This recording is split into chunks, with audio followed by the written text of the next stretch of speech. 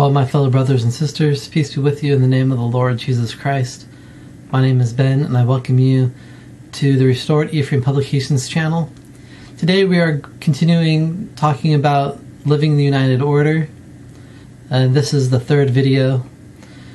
If you haven't seen previous videos, I recommend watching that first, and you can find them in a playlist on YouTube and on YouTube called Living the United Order. Unfortunately, due to BitChute's, BitChute doesn't give me the ability to have these long playlists, and so I'm not able to put it on BitChute.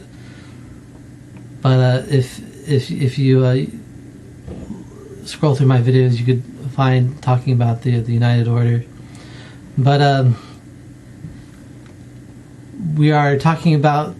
we are continuing to talk about the devil's system that he has. And we learned in the last video that mercantilism is the system that is opposed to the Lord's United Order. And so in this video, what we are going to talk about is the origin of mercantilism, and where it came from and how it came to be. And this is something I learned actually while I was translating the Book of Genesis. If you're interested in my translation, there's a link in the description of this video on where you can get my translation of the Book of Genesis. And I did put this in the notes of my version, so if you have my version, or if you get my version, you'll be able to see this.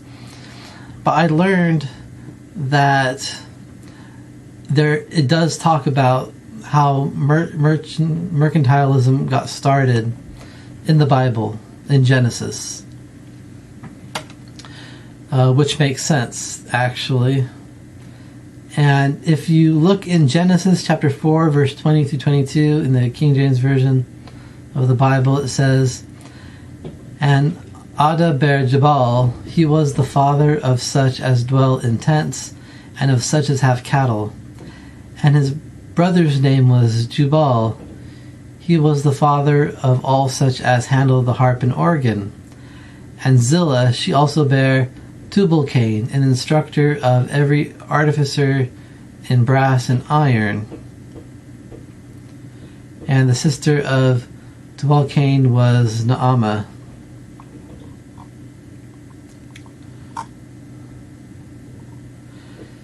So, when I read this, it clicked in my mind, like, hey, wait a minute. How could Jabal be the father of such as have cattle? Because if you remember before, Abel was a keeper of sheep. He was a keeper of animals. And so why is Jabal listed as being the father of such as has cattle? And so as I researched this, I discovered that according to Jewish tradition, it wasn't that Jabal was the father of such as have cattle. It's that Jabal was the first to have cattle for the purpose of monetary gain. And when I read that, it was like the Holy Spirit fell upon me, and it was one of those, oh my gosh, of course. And so what we see here is that Jabal and Jubal and Tubal-Cain, these are descendants of Cain.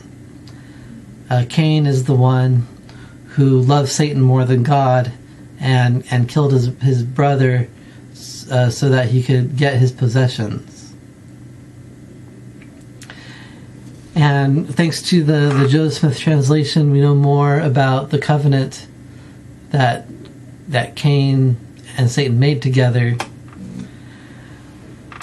And what we see here is that I believe that the United Order actually began with Adam, and that the righteous with Adam kept it, or some form of it.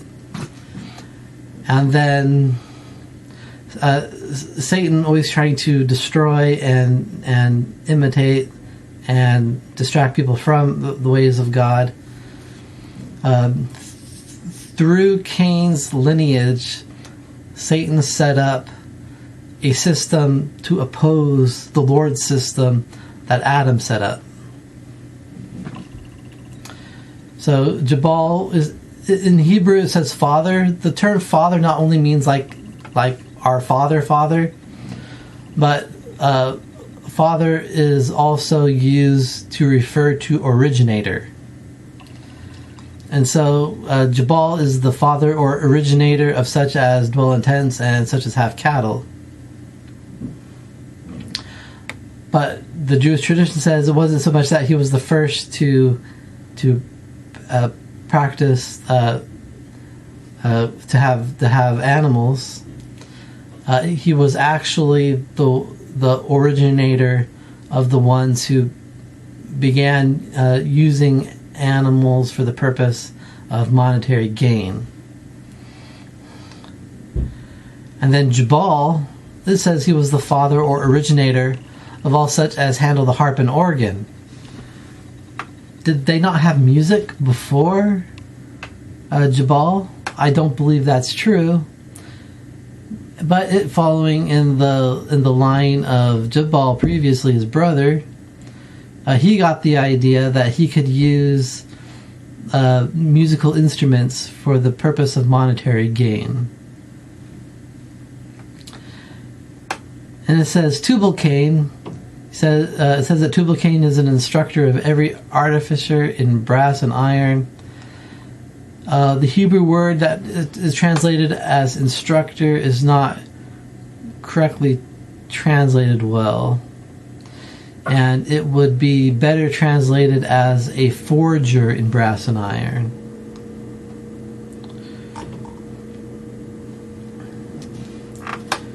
And so, I don't believe that Tubal-Cain was the one that invented the art of forging brass and iron. It was that he was the first to forge brass and iron for the purpose of monetary gain. Because all of these skills, they're good skills. And I have no doubt that these skills were had among the righteous who followed the teachings of Adam and Eve about God's system. But what they did in God's system is they had a united system where they worked together and held all things in common and worked to uplift each other. Whereas in Cain's system, his descendants, Jabal and Jubal and Tubal-Cain, they began to say, you know what?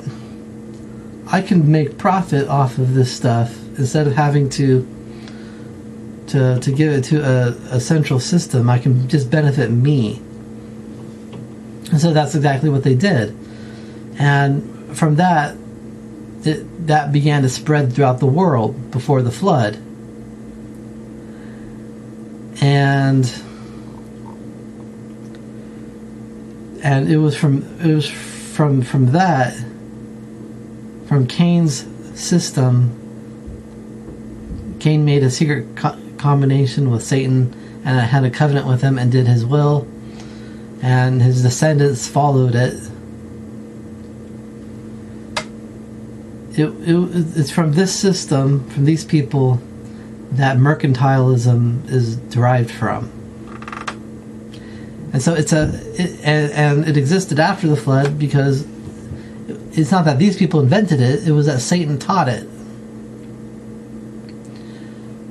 And so as long as we allow Satan to teach us, then we're going to continue to to go back towards the mercantile system, because it fits in with our human nature of selfishness and greed, whereas the Lord's system requires us to have compassion and to share and to uplift one another instead of just ourselves and what we want.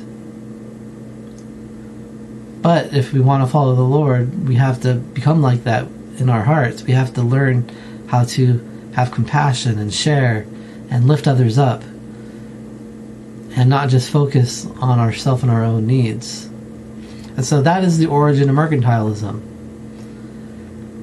And I leave this with you in the name of Jesus Christ. Amen.